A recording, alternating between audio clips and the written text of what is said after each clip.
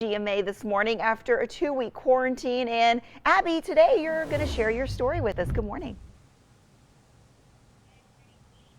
Good morning, Katie. I'm so happy to finally be back on GMA after 2 weeks away. I was working from home and quarantining because I did test positive for COVID-19. And obviously, as a journalist, whenever I received this news, I thought, how can I help use this to inform people about what the experience is like, especially for anyone who doesn't know anyone who's tested positive yet. So I recorded some video diaries. There's a long one. You all know I talk a lot. So I'm going to put that one on Facebook a little later. But right now we have a little preview of all of that. Yesterday, my roommate woke up with a fever. I was like, we're going to the doctor. I'm going to, because usually if one of us has something, the other one does. We both got COVID tests. We're both positive, and we're really displaying symptoms differently. It's sort of a stuffed up nose for me right now, and I have a little bit of a cough. I just texted everyone I've seen since we think we were infected. That was really hard. Probably the hardest part of this all so far. I'm not as much worried about myself as I am about other people, and just feeling like major guilt about the whole thing. And I cannot sleep because I can't breathe. Obviously I sound like this, and I'm freezing cold. I can't put enough layers over my pajamas right now. Got these strips. I have my humidifier hooked up for tonight, and I sprayed some Sinex, so this is my attempt at sleeping better. Picked up a prescription.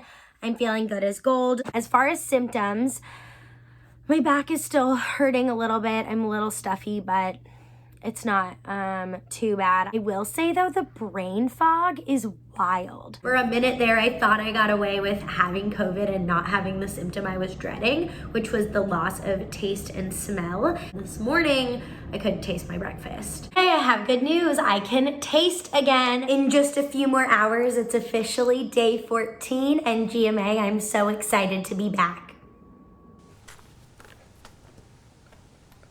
Sorry, Dan and I were laughing. So like I said, I'm so excited to be back on the show, and I'm going to post that whole story a little later on my Facebook page if anyone wants to see. So, Abby, I was hearing you talk a little bit too about how it just kind of felt like a sinus infection or allergies. And Yeah. I know that's something that you deal with a lot, and I think a lot of us here deal with. So, I mean, had you not gotten tested, you may have not known till later on.